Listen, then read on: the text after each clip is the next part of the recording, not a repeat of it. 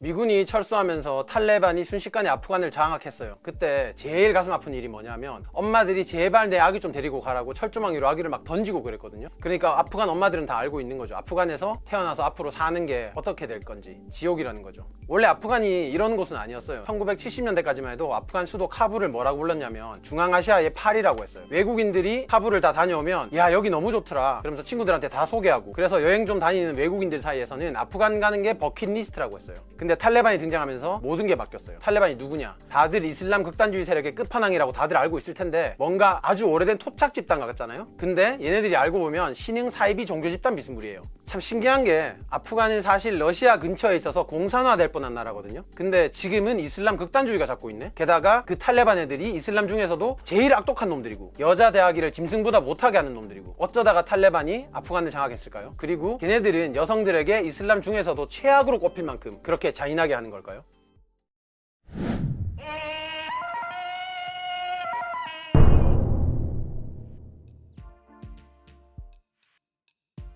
일단 아프간 얘기를 해보자면 아프간은 제국의 무덤이라는 별명을 갖고 있는 나라예요. 유럽하고 아랍, 러시아, 아시아 이렇게 딱 중간에 끼어 있어서 각 대륙마다 제국이 일어나면 끊임없이 침략을 받았고, 근데 지형 자체는 또 엄청난 산악 지형이라서 혹독한 추위와 그리고 계곡 이런 것 때문에 제국의 군대들이 들어와서 이기지도 못하고 개고생만 하고 나간 나라고요. 페르시아의 다리우스 1세, 마케도니아의 알렉산더 대왕, 몽골의 칭기즈칸, 러시아 제국, 우리가 역사책에서 한번 다 이름을 들어봤던 그런 나라들이 아프간에 들어왔다가 아프간 군대한테 걸려가지고 된통당하고, 게다가 영국도 한번 들어왔다가 계곡마다 숨어있는 게릴라들을 잡지를 못해가지고 결국 후퇴를 했는데 2만 명 중에 딱 한 명만 살아남았다는 전설 같은 얘기도 있어요. 그렇게 수많은 제국들이 들락날락 하다 보니까 종교들도 왔다 갔다 했는데 처음에는 불교가 들어왔거든요. 그러다가 7세기에 아바스 왕조의 이슬람 제국이 아프간을 통치하면서 이슬람이 들어온 게 굳어져서 지금도 이슬람의 땅이 됐어요. 현재 아프간의 이슬람 인구는 전체 99.7%, 그러니까 말 그대로 순종 이슬람 국가죠.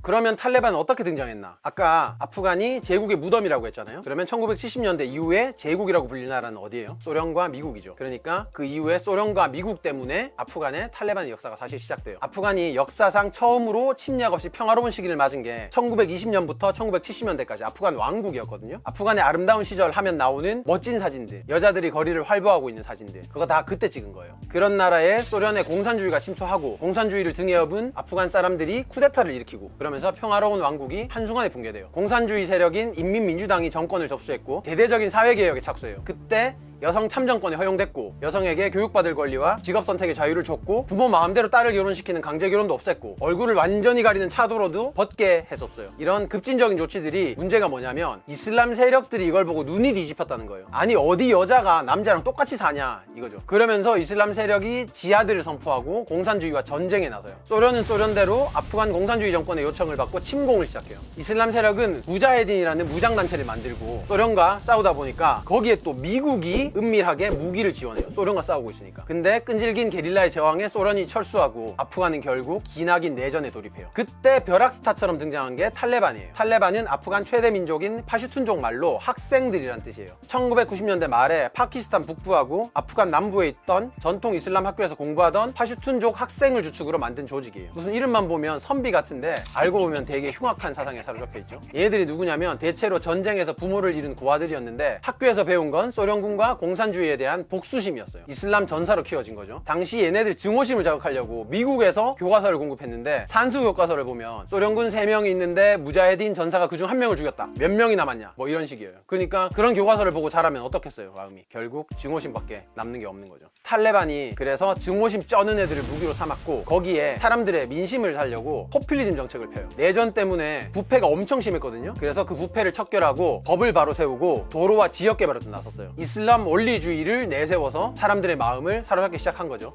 탈레반이 등장한 거는 1994년 10월 정도로 알려져 있는데 한 달 만에 아프간 남부 대도시 칸다하르를 장악했고 2년도 안 돼서 수도 카불을 함락하고 아프간의 이슬람 국가를 건설해요. 근데 처음에는 좀 친절하게 보였던 탈레반이 권력을 장악하니까 악독한 짓을 벌이기 시작해요. 살인범과 간통범은 공개 처형했고 뭐 이건 그렇다 쳐요. 물건을 훔치면 손발을 잘랐어요. 그리고 연날리기도 금지했고 TV도 금지했고 예술활동도 금지했고 다 금지했어요. 1500년 된 불교 문화재를 이슬람에 대한 모욕이라면서 폭파시켰고 이게 바미안 석불이죠. 특히 특히 여자들에게 잔혹했어요. 10세 이상 여자는 학교를 못 가고 직업을 얻는 것도 금지했어요. 밖에 나갈 때는 부르카라는 걸로 얼굴을 완전히 가려야 되고 연애를 하는 건 꿈도 못 꿨어요. 밖에서 남자랑 얘기해도 잡혀서 채찍질을 당하거나 죽기도 했으니까요. 그것도 공개적으로 말이죠. 아프간이 특이한 게 뭐냐면 사실 사법체계라는 게 그렇게 잘 발달된 나라가 아니라서 재판을 통해서 사람을 사형에 처하는 게 아니라 그냥 동네 주민들이 끌고 가서 채찍질을 하고 돌을 던져서 죽이고 막 그런 나라죠.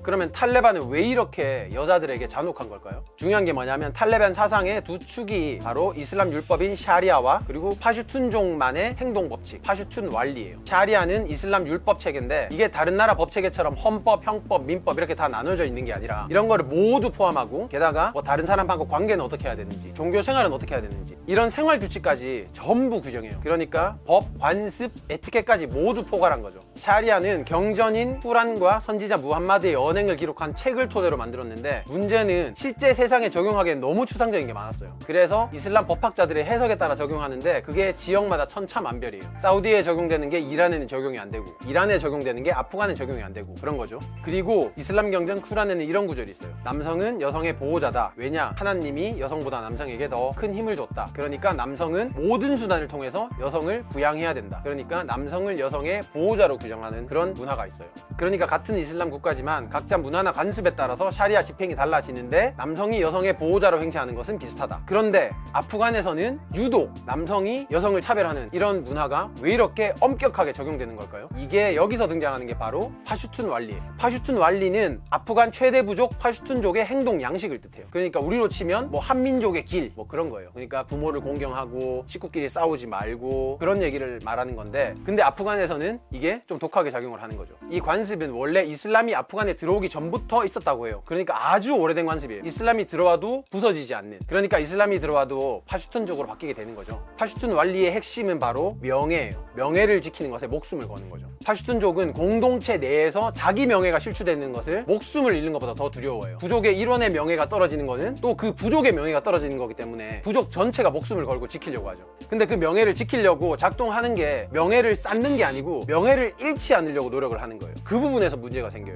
파슈툰족은 자기 방식대로 여성을 보호하지 못하면 명예가 떨어진다고 생각하거든요. 그 명예를 떨어지는 것을 막기 위해서 모든 일을 하는 거예요. 여성을 독립적 존재로 보지 않고 보호받아야 하는 존재라고 생각하는데 남성의 허락 없이는 여자들이 밖으로 다니지도 못하고 결혼도 못하고 그 어떤 행동도 자유롭게 할 수가 없어요. 만약 여성이 이걸 어기면 가족의 명예가 실추된다고 생각하고 목숨을 빼앗는 것도 주저하지 않았어요. 파슈툰족 사이에서는 동생이나 형이 죽으면 그 아내를 물려받거나 뭐 사촌끼리 결혼하고 이런 문화가 있거든요. 그건 역시 여성을 보호하기 위한 장치였던 거죠. 파슈툰족의 사고방식 자체가 지금으로 보면 여성 인권과 매우 동떨어져 있는데 문제는 그들이 이걸 바꿀 생각을 안 한다는 거예요. 그래서 일상적으로 뇌구조가 명예 실추 방지 시스템이 작동하고 있고 그게 거의 광신도처럼 그리고 편집증처럼 나타나는 거죠. 아프간 자체가 내전과 탈레반에 시달리다 보니까 TV나 미디어 보급도 안 돼 있고 정부 손길이 미치지도 못해요. 그러니까 거의 청동기 철기 시대 관습이 1000년 넘게 지난 지금도 여전히 남아있는 거죠. 파슈툰 왈리라는 게 경전이 있는 게 아니고 입에서 입으로 전해져 내려오고 제대로 정의된 것도 없고 부족끼리도 조금씩 다르고 그래요. 아프간 자체가 부족 위주의 나라이다 보니까 중앙 집권적이지도 않고 실제로 샤리아와 파슈툰 왈리가 집행되는 거는 그래서 부족 차원이 많아요. 그러니까 누군가를 처벌한다고 할 때 제대로 된 재판을 받는 게 아니고 그냥 동네 주민끼리 여성들을 끌고 가서 살해하는 경우도 굉장히 많죠. 이렇게 부족 위주로 법이 집행되다 보니까 여성 인권 단체들이 아프간에 들어가서 활동을 할 때 아프간 사람들한테 제발 여성 인권에 대해서 존중해라, 지금 이런 것들은 잘못됐다 이렇게 말해도 아프간 부족의 여성들부터 나서서 왜 이렇게 해야 되냐, 우리가 이렇게 살아왔는데 왜 그럴 필요가 있느냐 이렇게 말한다고 하죠. 이런 관습 위에 샤리아까지 집행되니까 아프간에서 여성들의 인권은 세계 최하위예요. 성격차 지수는 156개국 중에 156위, 성불평등 지수는 189개국 중 169위예요. 2002년 UN 자료에 따르면 아프간 여성 중에 5%만이 글을 읽고 쓸 수 있다고 하고요. 18세 이하 여성 중에 54%가 벌써 결혼을 했어요. 산모 사망률은 세계 2위예요.